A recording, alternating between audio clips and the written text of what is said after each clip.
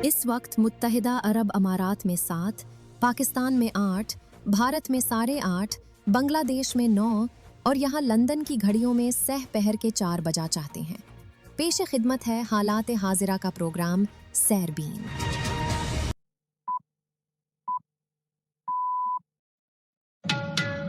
सोमवार 1 जून के सैरबीन से जावेद चौधरी का सलाम।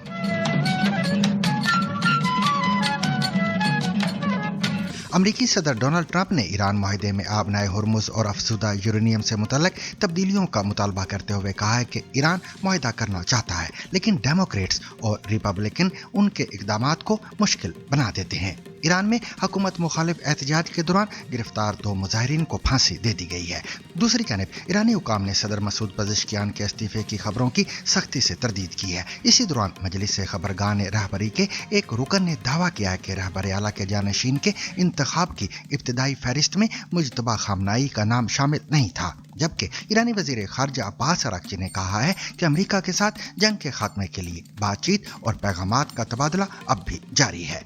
म्यांमार में बागियों के जेर कंट्रोल इलाके में होने वाले एक धमाके में 55 अफराद हलाक और दर्जनों जख्मी हो गए हैं और इसराइली वजीर आजम बिन्यामिन नेतन्याहू ने इसराइली फौज को बैरूत के जनूबी इलाकों में अहदाफ पर हमलों का हुक्म दिया है। लेबनान के सदर ने इस कार्रवाई को इसराइली जारहियत करार देते हुए इसे वहशियाना और नाकाबिल कबूल करार दिया है। अफगानिस्तान में शिया बिरादरी पर बढ़ती हुई पाबंदियों के हवाले से इल्जामात भी सामने आए हैं। कहा जा रहा है कि तालिबान आरजी निकाह जिसे मुत्ता कहा जाता है पर पाबंदी और इबादत में मुदाखलत जैसे इक़दामात कर रहे हैं। बंगाल में भारतीय जनता पार्टी की हुकूमत आने के बाद दहाइयों से भारत में मुकीम बांग्लादेशी शहरियों की वापसी का अमल शुरू हो गया है और बड़ी तादाद में लोग वापसी के लिए कतारों में खड़े नजर आ रहे हैं। मुस्लिम बादशाह बहादुर शाह जफर ने गाय की कुर्बानी पर पाबंदी क्यों लगाई थी, इस तारीखी सवाल पर भी आज के सैरबीन में खसूसी रिपोर्ट शामिल है। इसके अलावा भी मजीद अहम खबरें आज के सैरबीन का हिस्सा रहेंगी, मगर हमेशा की तरह पहले अहम आलमी खबरों का खुलासा।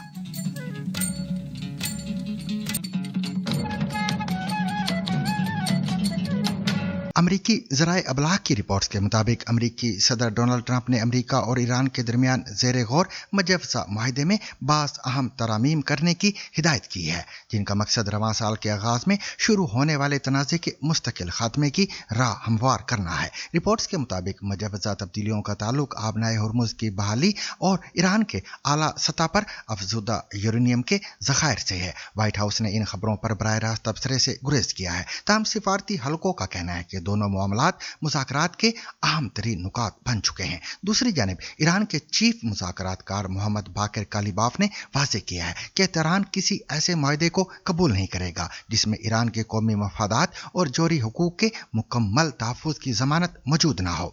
उनका कहना था कि ईरान अमन और इस्तेहकाम का ख्वाह है, लेकिन कौमी खुद मुख्तारी पर कोई समझौता नहीं किया जाएगा। उधर सदर ट्रंप और उनके आला मुआवनीन ने जुमे के रोज एक अहम इजलास में जंग बंदी के मुजव्वज़ा फ्रेमवर्क पर गौर किया।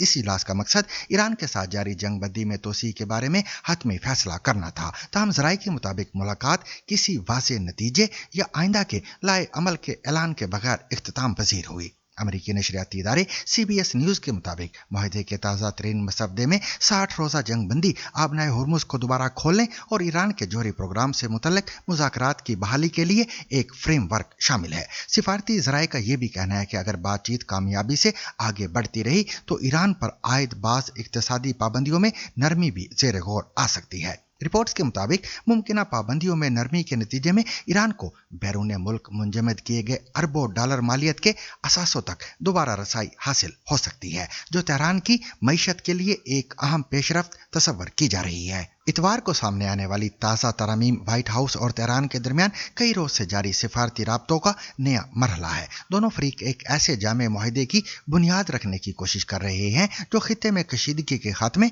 और तवील मुद्दती इस्तेहकाम का सबब बन सके। याद रहे कि चंद रोज कबल अमरीकी हुकाम ने दावा किया था कि दोनों ममालिक एक इब्तिदाई फ्रेमवर्क या मफाहमती याददाश्त पर असूली इत्तफाक कर चुके हैं। ताहम इसकी हतमी मंजूरी सदर ट्रंप और ईरानी क़यादत की मंजूरी से मशरूत करार दी गई थी। दरिया सना सदर डोनाल्ड ट्रंप ने अपने social media platform truth social पर जारी बयान में कहा है कि ईरान वाकई एक मुआहदा करना चाहता है और उनके बकौल ये अमेरिका और हमारे इत्तेहादियों के लिए एक अच्छा मुआहदा साबित होगा। सदर ट्रंप ने दाखिली सियासी तनकीद का हवाला देते हुए कहा कि डेमोक्रेट और रिपब्लिकन जमातों के बाज अराकीन के मनफी बयानात मुज़ाकराती अमल को पेचीदा बना देते हैं। उन्होंने तंज़िया अंदाज में डेमोक्रेट्स को डम्बोक्रेट्स करार दिया, जबकि बाज नाकिद रिपब्लिकन रहनुमाओं को गैर मुहिब्बे वतन कहा। अपने पैगाम के इख्तिताम पर सदर ट्रंप ने लिखा, बस आराम से बैठे रहें, आखिर में सब कुछ ठीक हो जाएगा, हमेशा ऐसा ही होता है। ताहम मुबस्सरीन के मुताबिक असल सवाल ये है कि क्या दोनों ममालिक आबनाए हुर्मुस जोरी सरगर्मियों और पाबंदियों जैसे बुनियादी इख्तलाफात पर कोई काबिल कबूल समझौता कर पाएंगे या नहीं। दूसरी तरफ ईरान में सियासी और अस्करी सतह पर भी अहम पेशरफ्तें सामने आई हैं, जहां एक जानिब हुकूमत मुखालिफ एहतजाज से मुतल्लिक 2 अफराद को फांसी दे दी गई है, जबकि दूसरी जानिब अमेरिका और ईरान के दरमियान अस्करी इल्जामात और जवाबी कार्रवाइयों के दावों का सिलसिला भी जारी है। ईरानी अदलिया से वाबस्ता खबर रसा इदारे मीज़ान के मुताबिक जनवरी में हुकूमत मुखालिफ मुजाहरों के दौरान गिरफ्तार किए गए 2 अफराद मेहरदाद मोहम्मद और अशकान मुल्की को सजाए मौत पर अमल दरामद के बाद फांसी दे दी गई है। रिपोर्ट के मुताबिक दोनों अफराद पर मस्जिद को नजर आतिश करने, सरकारी इमलाक को नुकसान पहुंचाने और सिक्योरिटी फोर्सेस के साथ पुरतशद्दद झड़पों में मुलव्वस होने के इल्जामात आयद किए गए थे। ईरानी अदलिया का कहना है कि उनकी सजाए मौत की तौसीक सुप्रीम कोर्ट ने भी की थी। ताहम अक़वाम मुत्तहिदा और बैनुल अक़वामी इंसानी हकूक़ की तंजीमों ने इस इक़दाम पर तशवीश का इज़हार किया है। अक़वाम मुत्तहिदा की ख़ुसूसी नुमाइंदा माई सातू के मुताबिक ईरान में सजाए मौत को इख्तिलाफ राय को दबाने और मुआशरे में खौफ पैदा करने के लिए इस्तेमाल किया जा रहा है।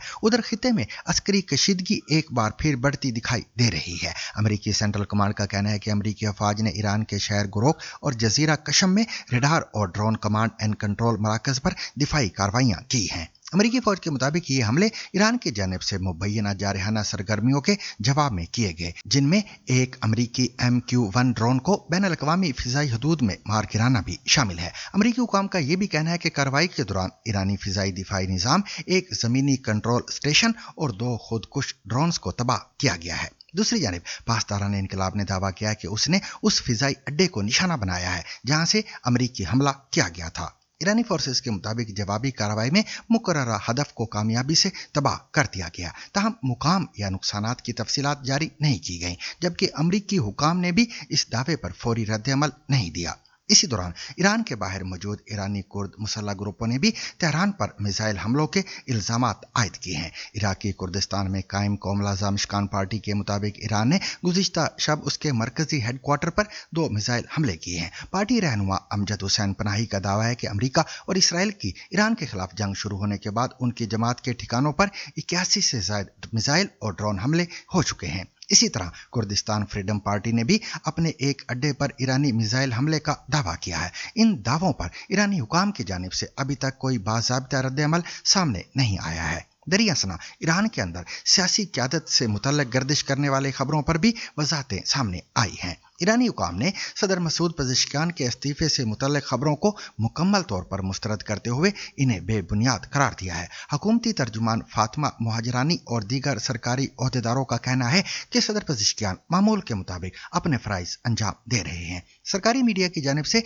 जारी वीडियोज़ में भी उन्हें मुख्तलिफ तकरीबात में शिरकत और साफ़ियों से गुफ्तगू करते हुए दिखाया गया है। ये वजाहतें उस वक्त सामने आई हैं जब बाज़ गैर मुल्की ज़राए अबलाग में यह दावा किया गया था कि सदर पज़ेश्कियान ने पासदाराने इनकलाब की जानिब से हुकूमती मामलात में मुदाखलत पर इस्तीफ़ा दे दिया है। उधर ईरान के वज़ीर ख़ारिजा अब्बास अराक्ची ने कहा है कि अमेरिका और ईरान के दरमियान जंग के खात्मे के लिए सिफारती राब्ते और पैगामात का तबादला अब भी जारी है। उनके मुताबिक पाकिस्तान की सालिसी के जरिए दोनों ममालिक के दरमियान राब्तों का सिलसिला बरकरार है, ताहम किसी हतमी नतीजे तक पहुंचने से कबल मीडिया में होने वाली तमाम बहस महज क्यास आराइयां हैं। एक और अहम पेशरफ्त में ईरान की मजलिस खबरगान के रुकन मोहसन हैदरी ने इंकशाफ किया है कि गुज़िश्ता साल आयतुल्लाह खामनाई के मुमकिना जानिशीन के इंतखाब से मुतल्लक होने वाले एक अहम इजलास में इब्तिदा में मुजतबा खामनाई का नाम उम्मीदवारों की फहरिस्त में शामिल नहीं था। उनके मुताबिक इब्तिदाई तौर पर आयतुल्लाह सादिक लारीजानी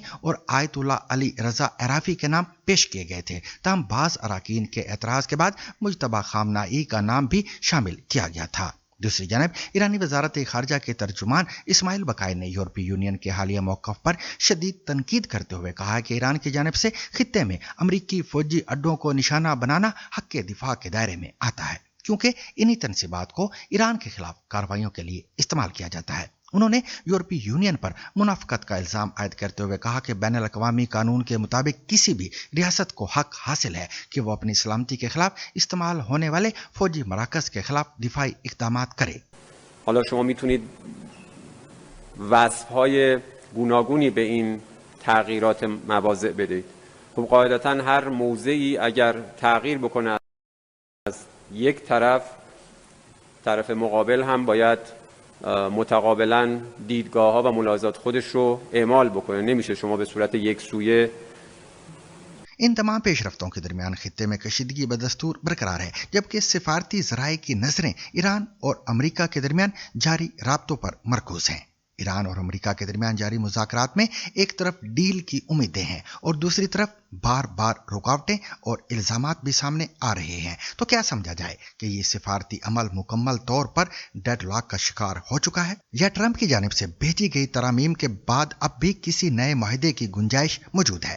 اور ایران کی جانب سے سفارتی دھوکے کے الزام کیا اس عمل کو مزید پیچیدہ بنا رہے ہیں؟ جانتے ہیں پاکستان کے سابق سفیر غلام رسول بلوچ سے۔ نہیں دیکھیے، ڈیڈ لاک تو نہیں ہے، اس کا میں نے ڈیفینیشن شاید آپ کے ساتھ بھی شیئر کیا ہوگا کہ اٹس فیسینیٹنگ ٹو سی کہ ٹیکنیکلی اسپیکنگ، اگر میں اس کو بالکل بائیفرکیٹ کروں as a technician of international relations and studies of war and peace, تو یہ ایک پرفیکٹ اسٹیل میٹ ہے جس میں نہ آپ کا the war is at a pause while your peace process is kind of stalling، کھڑا ہوا ہے کہیں۔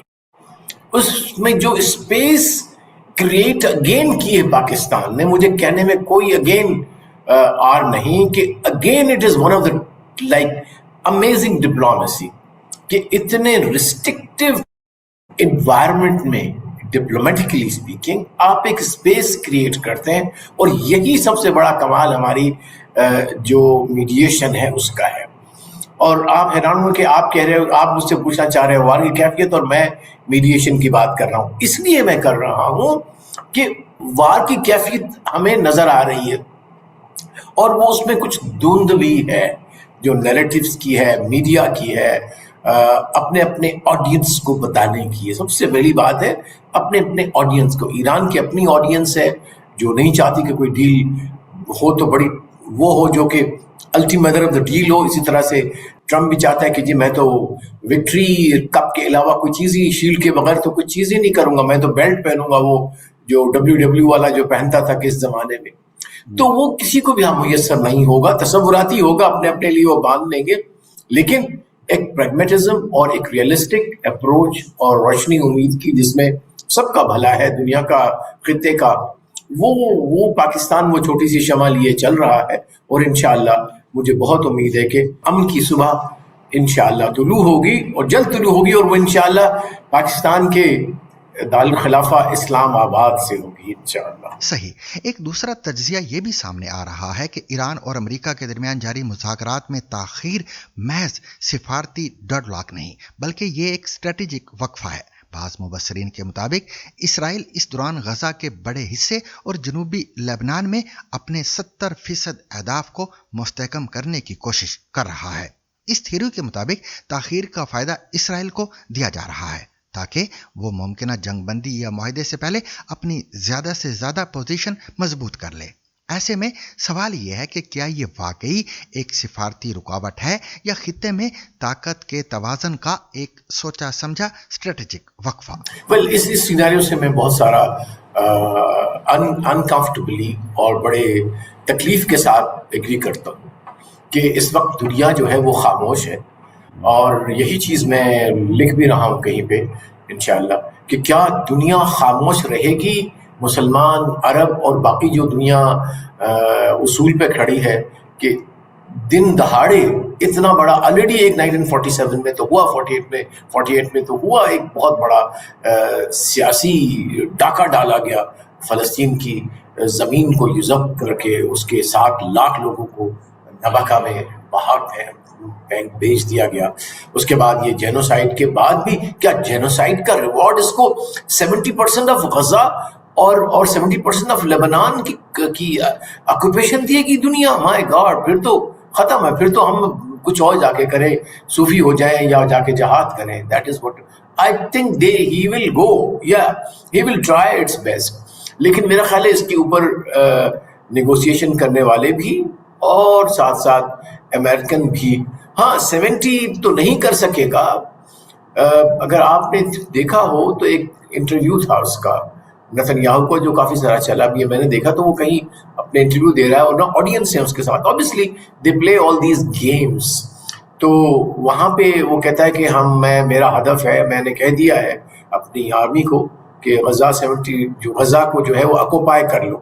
تو اس نے ظاہر ہے پلانٹ کیا ہوا بندہ تھا, تو اوپر سے اٹھ کے کہتا ہے and he pauses, وہ پاز کرتا ہے نتن یاہو, اور وہ بندہ کہتا ہے 100%, تو پھر کہتا ہے نہیں slowly we'll go slowly. So yes, there is no doubt about it. یہ زائنسٹ کا تولا بیٹھا ہوا ہی اسی لیے ہے, اور انفارچونیٹلی اس ٹولے کو سپورٹ کرنے والی اس وقت انفارچونیٹلی جو اسٹیبلشمنٹ ہے واشنگٹن میں وہ بڑی صحیح. غلام رسول بلوچ, وقت دینے کا شکریہ.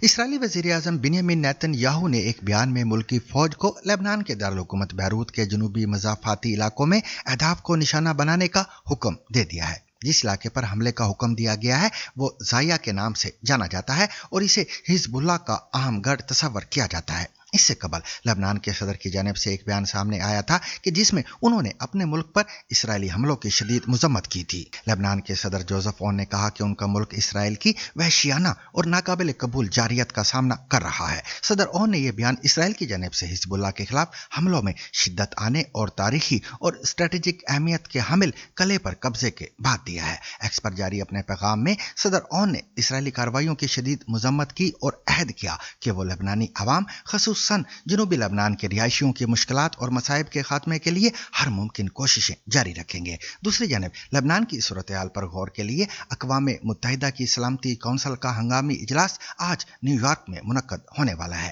یہ اجلاس فرانس کی جانب سے ایسے وقت میں طلب کیا گیا ہے جب اسرائیلی وزیر اعظم بنیامین نیتن یاہو نے شکیف قلعے پر قبضے کو تنازع کے رخ میں اہم اور بنیادی تبدیلی قرار دیا ہے. برما, جسے آج کل میانمار کہا جاتا ہے, کہ صوبے شان میں باغیوں کے زیر کنٹرول ایک گاؤں میں ہونے والے خطرناک دھماکے کے نتیجے میں کم از کم 55 افراد ہلاک اور درجنوں زخمی ہو گئے ہیں. زمینی صورتحال سے آگاہ ایک ذریعے نے بتایا کہ چینی سرحد کے قریب نامکھم ٹاؤن شپ کے گاؤں کاؤنگ تات میں ہونے والے دھماکے میں 25 خواتین اور 30 مرد ہلاک ہو گئے ہیں. تاہم بعض دیگر رپورٹس میں ہلاکتوں کی تعداد مختلف بتائی گئی ہے. اتوار کے روز دھماکے کے فوراً بعد گاؤں کے اوپر دھوئیں کا ایک بہت بڑا بادل اٹھتا ہوا دیکھا گیا جس نے پورے علاقے کو اپنی لپیٹ میں لے لیا. علاقے پر کنٹرول رکھنے والی اور فوجی جنتا کے خلاف برسر پیکار تنظیم تانگ نیشنل لبریشن آرمی نے کہا ہے کہ کان کنی اور پتھر توڑنے کے کام میں استعمال ہونے والا دھماکہ خیز مواد اچانک پھٹ گیا. خبر رساں ادارے AFP کے مطابق تانگ نیشنل لبریشن آرمی کے بیان میں کہا گیا کہ یہ دھماکہ حادثاتی تھا جو اتوار کو مقامی وقت کے مطابق دوپہر 12 بجے کے قریب ہوا. تنظیم کے مطابق اس دھماکے کے باعث متعدد مقامی دیہاتی اپنی جانوں سے ہاتھ دھو بیٹھے جبکہ بہت سے افراد زخمی ہوئے اور ان کے گھروں کو بھی شدید نقصان پہنچا. واقعے کی ویڈیوز میں زمین پر ایک بہت بڑا گڑھا, ملبے کے ڈھیر, تباہ شدہ عمارتیں, جلے ہوئے درخت اور اب بھی اٹھتا ہوا دھواں دیکھا جا سکتا ہے جو دھماکے کی شدت کو ظاہر کرتا ہے. تانگ نیشنل لبریشن آرمی میانمار میں فوجی حکومت کے خلاف سرگرم طاقتور نسلی مسلح گروہوں میں سے ایک ہے. میانمار, جسے ماضی میں برما بھی کہا جاتا تھا, میں کئی باغی تنظیمیں اپنی سرگرمیوں کے اخراجات پورے کرنے کے لیے قیمتی معدنیات کی کان کنی پر انحصار کرتی ہیں. خبر رساں ادارے AFP کے مطابق کان کنی کے شعبے میں حفاظتی اقدامات کی کمی کے باعث کانوں کے دھنسنے, دھماکوں اور دیگر حادثات معمول کا حصہ بن چکے ہیں. افغانستان میں شیعہ برادری پر بڑھتی ہوئی پابندیوں کے حوالے سے مختلف الزامات سامنے آ رہے ہیں جن میں دعویٰ کیا گیا ہے کہ طالبان حکومت مذہبی معاملات میں مداخلت کر رہی ہے और शिया फिका से मुतल्लिक बाज़ रिवायात और इबादात पर कदगन लगाई जा रही हैं। काबुल में एक सीनियर शिया आलम आयतुल्लाह हुसैन दाद शरीफी ने इल्ज़ाम आयद किया कि उन्हें आरज़ी निकाह यानी मुत्ता के मामले पर तलब किया गया और दौरान तफ्तीश मुबैना तौर पर उन पर तशद्दुद किया गया, जबकि उनसे आइंदा इस अमल से बाज रहने की तहरीरी यकीन दहानी भी ली गई। शिया फिका जाफरिया में आरसी निकाह को जायज समझा जाता है, ताहम बाज़ तालिबान जो सुन्नी हनफी फिका के मुताबिक निज़ाम चलाते हैं इसे तस्लीम नहीं करते। तालिबान की जानिब से साबिका हुकूमत के दौर में नाफिज बाज़ कवानीन को मनसूख किए जाने के बाद शिया जाफरी फिका की कानूनी हैसियत भी महदूद हुई है, जिसके नतीजे में निकाह, तलाक और दीगर शहरी मामलात में फ़र्क फिका के हवाले से तनाव बढ़ा है। इंसानी हकूक़ की तंजीमों और अक़वाम मुत्तहिदा के बाज़ नुमाइंदों ने इन मुबैना इक़दामात पर तशवीश ज़ाहिर करते हुए कहा है कि मजहबी आज़ादियों पर दबाव बढ़ रहा है, जबकि तालिबान हुकाम का मौक़िफ़ है कि तमाम शहरियों के हकूक़ इस्लामी शरीयत के मुताबिक महफूज हैं और सिक्योरिटी और इंतज़ामी वजूहात की बुनियाद पर बाज़ इक़दामात किए जाते हैं। रिपोर्ट्स में यह दावा भी किया गया है कि शिया आबादी खसूसन हज़ारा बिरादरी को बाज़ इलाकों में इबादात और मजहबी रसूमात के हवाले से पाबंदियों और दबाव का सामना है, ताहम इन तमाम दावों की आज़ाद ज़राए से तस्दीक नहीं हो सकी है। इंडिया में गैर कानूनी बांग्लादेशी पनाहगुज़ीन भारतीय जनता पार्टी की हुकूमत आने के बाद बांग्लादेश वापस जाने के लिए कतारों में खड़े हैं। ये मामला क्या है, जानिए बीबीसी बंगला के अमिता भापटाचार्य की मगरबी बंगाल के हाकमपुर बॉर्डर से इस रिपोर्ट में।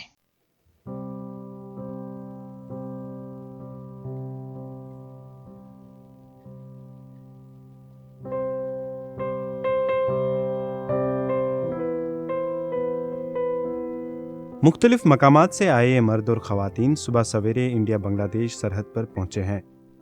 इन सब का कहना है कि इनके घर दरअसल बांग्लादेश के मुख्तलिफ अजला में वाक़ा है। कुछ लोग जसूर, खुलना या सत्रिका से चंद साल कबल इंडिया आए थे, जबकि बाज़ तकरीबन 40 बरस पहले अपने वालिदैन के साथ यहाँ पहुँचे थे। देखते हैं बीएसएफ हमें सरहद पार करने की इजाज़त कब देती है। आपके मुल्क में बीजेपी मौजूद है, क्या वो आपको कबूल करेंगे? शायद बीजेपी मुझे अंदर आने दे, आखिर मेरे पास दस्तावेज मौजूद हैं, मेरे पास पैदाइश का सर्टिफिकेट है।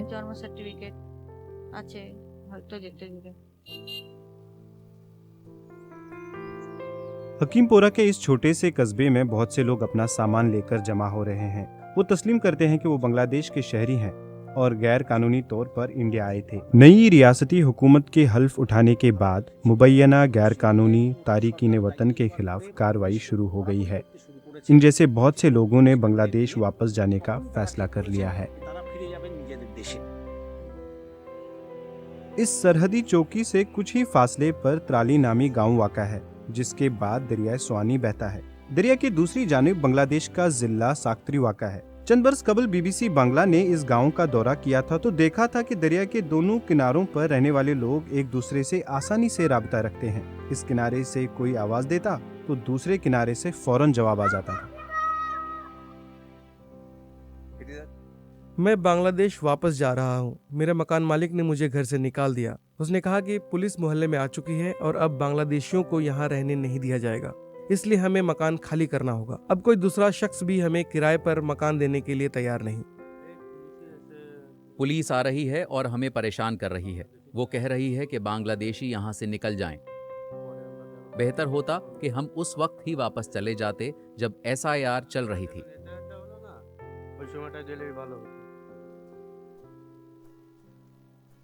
मगरबी बंगाल में बीजेपी के इक्तिदार में आते ही वजीर आला शुभेंदु अधिकारी ने ऐलान किया था कि पहले दरअंदाजों की शिनाख्त की जाएगी, फिर उनके नाम वोटर फहरिस्तों से निकाले जाएंगे और आखिर में उन्हें वापस भेज दिया जाएगा। सरहद पर जमा बांग्लादेशी शहरियों का दावा है कि नई हुकूमत के आने के बाद वो खौफ व हिरास का शिकार हो गए हैं और इसी वजह से इंडिया छोड़ रहे हैं। जब से बीजेपी इख्तिदार में आई है वो मुसलसल कह रही है कि बांग्लादेशियों को यहाँ रहने नहीं दिया जाएगा, इसलिए मैं और मेरे शौहर जा रहे हैं। मेरे वालिदैन तो SIR के दौरान ही वापस चले गए थे।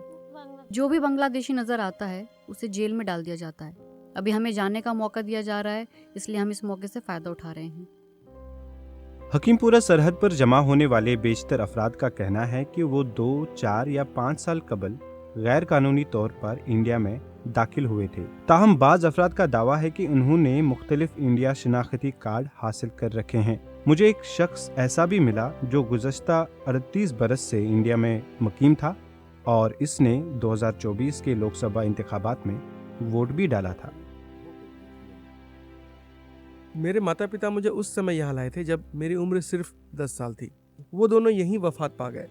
میری شادی، میرے بچے، میری پوری زندگی یہاں گزری ہے۔ بڑی محنت کے بعد میں نے آدھار کارڈ اور ووٹر آئی ڈی کارڈ بھی حاصل کیا۔ میں نے 2024 میں ووٹ بھی ڈالا، لیکن 2026 میں میرا نام فہرست سے نکال دیا گیا۔ اب جب نئی سرکار اقتدار میں آ گئی ہے تو وہ یقیناً ہمیں یہاں نہیں رہنے دے گی۔ وہ میرے ماتا پتا کے کاغذات مانگ رہے ہیں، لیکن مجھے تو یہ بھی معلوم نہیں کہ ایسی کوئی کاغذات کبھی موجود تھی بھی یا نہیں۔ انتظامیہ یا سرحدی محافظوں میں سے کسی نے بھی سرکاری طور پر یہ بتانے پر آمدگی ظاہر نہیں کی کہ سرحد پر جمع مبینہ بنگلہ دیشی دراندازوں کے دستاویزات کی جانچ پڑتال کے بعد دراصل کیا ہو رہا ہے۔ تاہم مقامی لوگ یہ ضرور دیکھ رہے ہیں کہ ان افراد کو بنگلہ دیش واپس بھیجا جا رہا ہے۔ ان کے کیمپ میں دستاویزات کی جانچ اور بائیو میٹرک تصدیق کی جا رہی ہے۔ اس کے بعد بی ایس ایف انہیں سرحد کی طرف لے جاتی ہے۔ یہاں سے تقریباً 4 کلومیٹر دور امودیا نامی ایک پیدل سرحدی گزرگاہ ہے، جہاں سے انہیں پار کرایا جا رہا ہے۔ یہ عمل دن کے وقت شروع ہوتا ہے، لیکن اکثر رات تک جاری رہتا ہے، کیونکہ بہت سے دستاویزات کی تصدیق کرنی پڑتی ہے۔ وزیر اعلیٰ سویندو ادھیکاری نے ایک بار پھر دعویٰ کیا ہے کہ گزشتہ چند دنوں سے حکیم پورہ سرحد پر مبینہ دراندازوں کا جو ہجوم دیکھا جا رہا ہے وہ ان کی حکومت کی پالیسیوں کا براہ راست نتیجہ ہے۔ یہ کوئی نئی بات نہیں ہے۔ قانون میں واضح طور پر درج ہے کہ دراندازوں کو عدالت میں پیش کرنا ضروری نہیں۔ پولیس انہیں حراست میں لے گی اور بی ایس ایف کے حوالے کر دے گی۔ پھر بی ایس ایف انڈیا اور بنگلہ دیش کے سرکاروں کے درمیان موجود معاہدے کے مطابق انہیں واپس بھیج دے گی۔ آخر ہم اپنی جیلوں میں دراندازوں کو کیوں رکھیں؟ انہیں آپ کا راشن، آپ کی مچھلی، انڈے، کپڑے اور دوائیاں کیوں ملنی چاہیے؟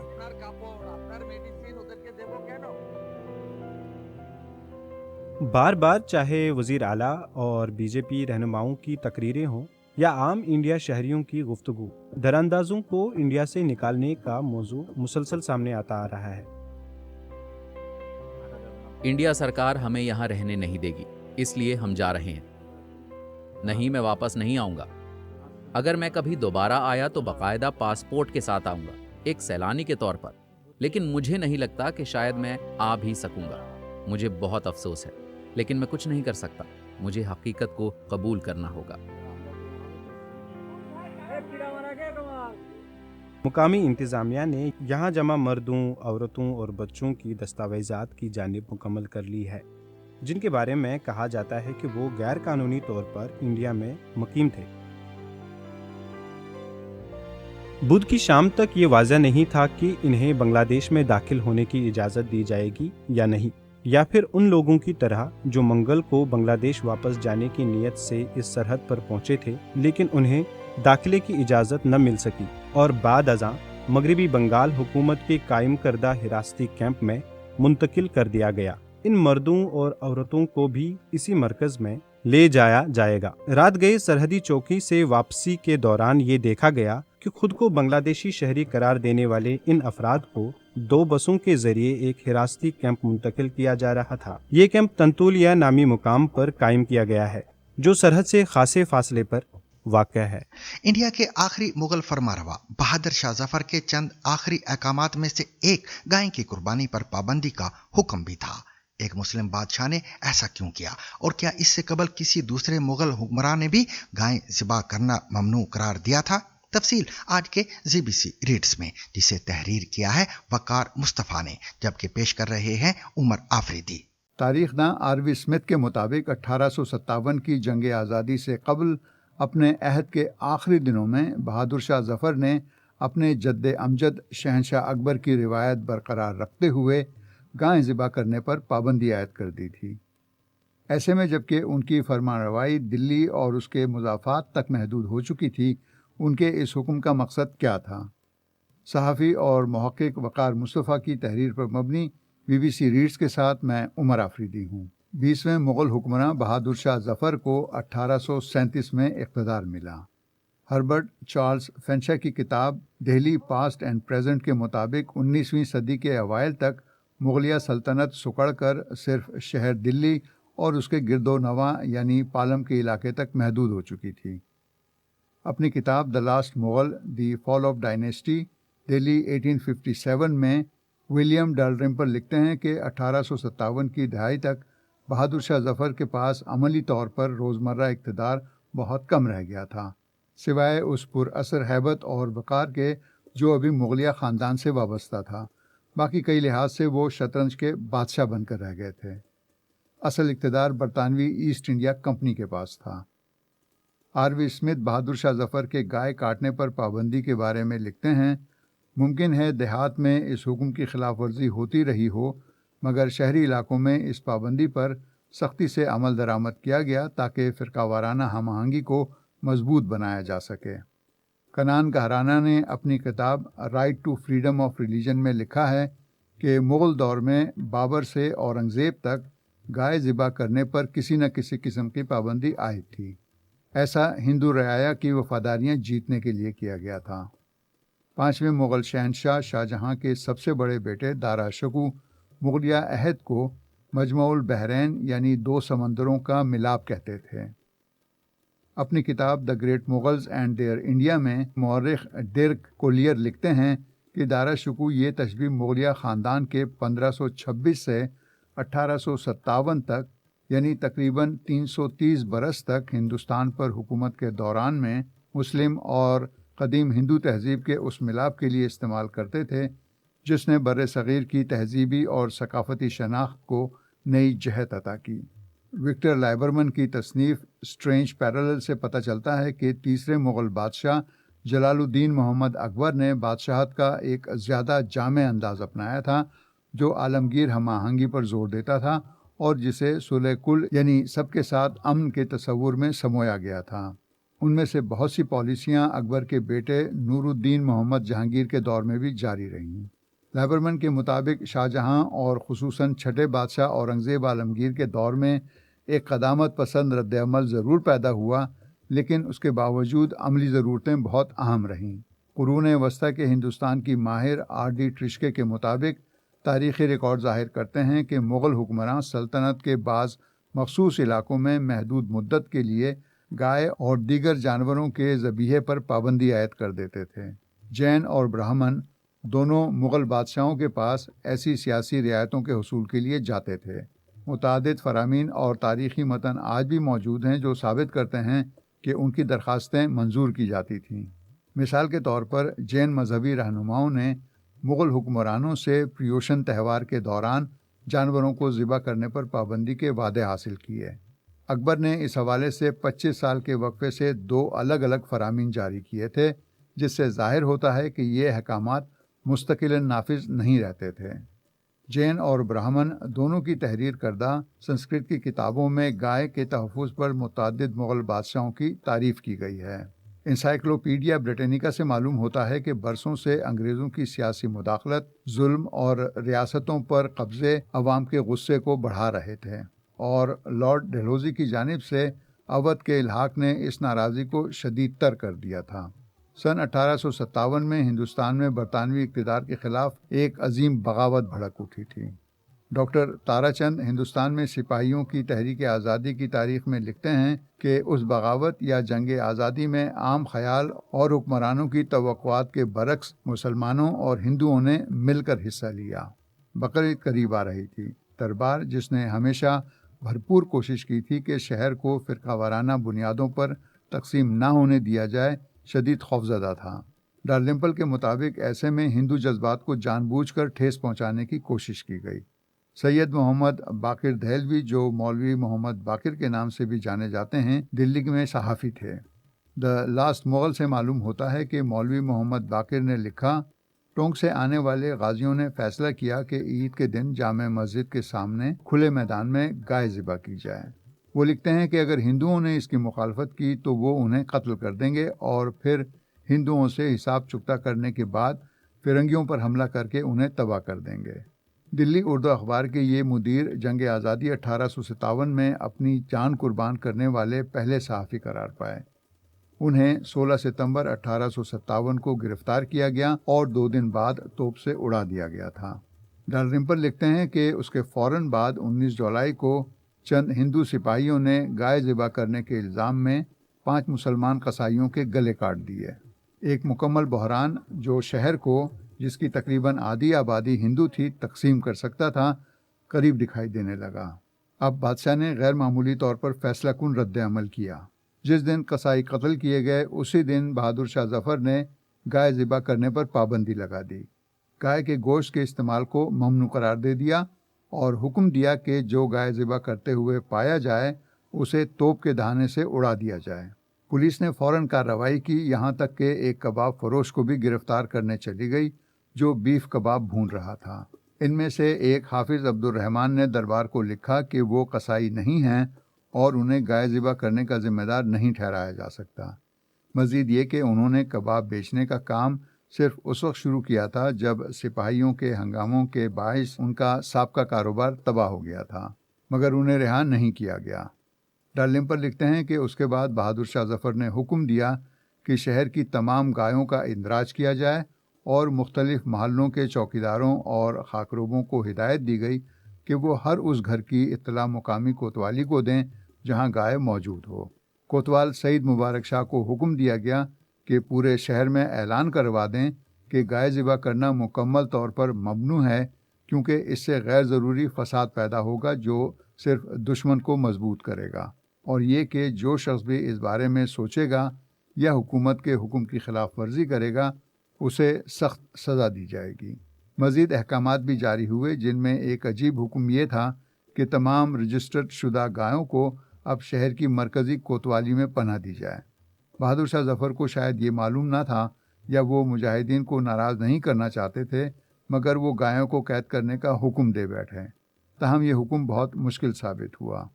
سعید مبارک شاہ نے پریشانی کے عالم میں جواب لکھا کہ اگر تمام مسلمانوں کی گایوں کو جمع کیا گیا تو ان کی تعداد 500 سے 1000 تک پہنچ جائے گی۔